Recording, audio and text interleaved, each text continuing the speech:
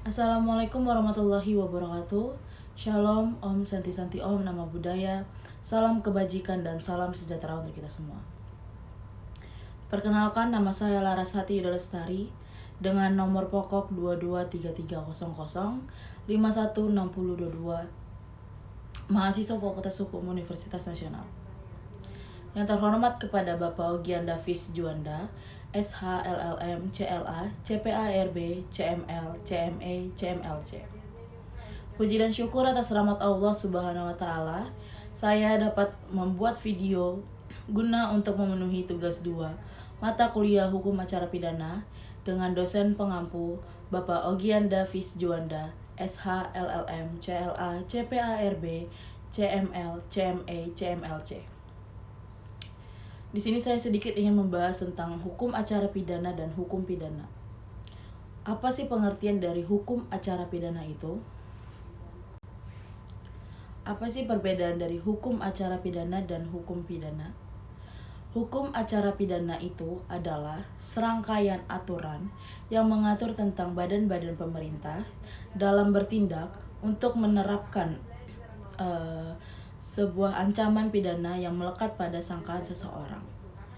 Dan hukum acara pidana ini bersifat formal. Lalu, apa sih hukum pidana ini? Hukum pidana adalah sekumpulan peraturan yang menetapkan sebuah perbuatan mana yang terlarang atau dilarang, dan perbuatan itu juga bisa dikategorikan sebagai tindak pidana untuk menentukan hukuman apa yang akan dijatuhkan untuk seseorang yang melakukannya. Di dalam hukum acara pidana sendiri tadi, itu dijelaskan badan-badan pemerintah. Lalu apa aja badan-badan pemerintah yang berada di dalam hukum acara pidana? Yaitu ada kejaksaan, pengadilan, dan kepolisian. Di dalam tingkatan-tingkatan hukum acara pidana, itu ada beberapa tahapan, yaitu ada penyidikan, dan dilakukan lagi dengan menentukan siapa tersangka, menentukan penetapan tersangka, dan juga selanjutnya adalah penahanan. Lalu apa sih perbedaan dari penyelidikan sama penyidikan? Penyelidikan itu adalah untuk menentukan sesuatu peristiwa atau kejadian yang terjadi itu adalah sebuah tindak pidana atau bukan. Misalnya ada terjadinya seseorang meninggal dunia di dalam sebuah ruangan. Kenapa harus ada penyelidikan?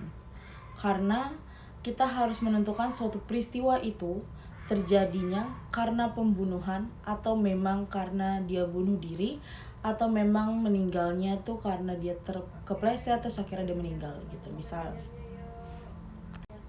Lalu setelah tahapan penyelidikan ada tahapan penyidikan. Apa sih penyidikan itu?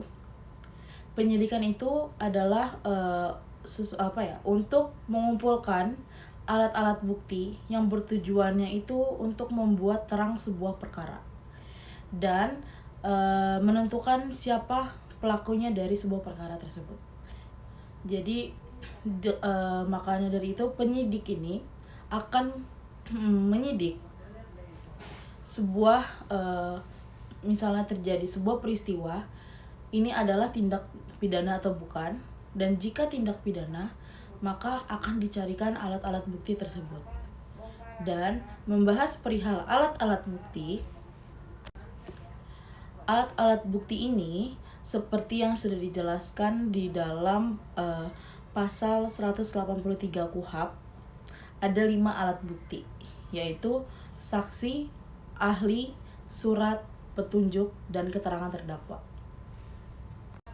Dan selanjutnya saya akan membahas tentang perihal putusan bebas dan putusan lepas. Putusan bebas ini itu putusan pengadilan yang menyatakan bahwa terdakwa itu tidak terbukti secara sah dan meyakinkan melakukan tindak pidana sebagaimana yang didakwakan oleh jaksa penuntut umum. Ya, berdasarkan landasan hukum yang diatur dalam pasal 191 ayat 1 KUHP yang berbunyi jika pengadilan berpendapat bahwa dari hasil pemeriksaan di sidang itu kesalahan atas perbuatan didakwa kepadanya tidak terbukti secara sah dan meyakinkan, maka terdakwa akan diputus bebas. Misalnya contohnya dalam kasus pencurian. Tetapi di dalam persidangan itu terungkap bahwa tidak ada saksi dan bukti yang cukup untuk menunjukkan bahwa terdakwa ini di tempat kejadian saat peristiwa itu terjadi. Dalam hal ini hakim itu dapat memutuskan bahwa terdakwa itu bebas. Dan cara penyelesaiannya itu ya terdakwa dibebaskan dari semua dakwaannya dan dapat mengajukan rehabilitas nama baiknya mereka. Dan selanjutnya ada putusan lepas, yang dimana putusan lepas itu adalah sebuah putusan pengadilan yang menyatakan bahwa terdakwa melakukan perbuatan yang didakwakan, tetapi perbuatan tersebut itu bukan merupakan tindak pidana. Misalnya berdasarkan landasan hukumnya menurut pasal 191 ayat 2 KUHP, yang dimana di situ berbunyi jika pengadilan berpendapat bahwa perbuatan yang didakwakan kepada terdakwa terbukti, tetapi perbuatan itu bukan merupakan sebuah tindak pidana, maka terdakwa itu diputus lepas dari segala tuntutan hukum. Contoh kasusnya itu misalnya seorang warga ini menebang pohon di lahan miliknya sendiri, tapi kemudian didakwa atas tuduhan pencurian kayu.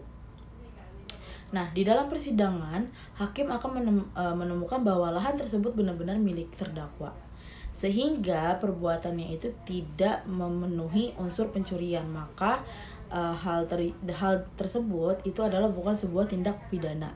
Dan penyelesaiannya itu terdakwa pun juga dapat dibebaskan dari tuntutan hukum, tetapi nama baiknya tidak secara otomatis direhabilitasi karena perbuatannya juga yang dilakukan tetap harus terbukti.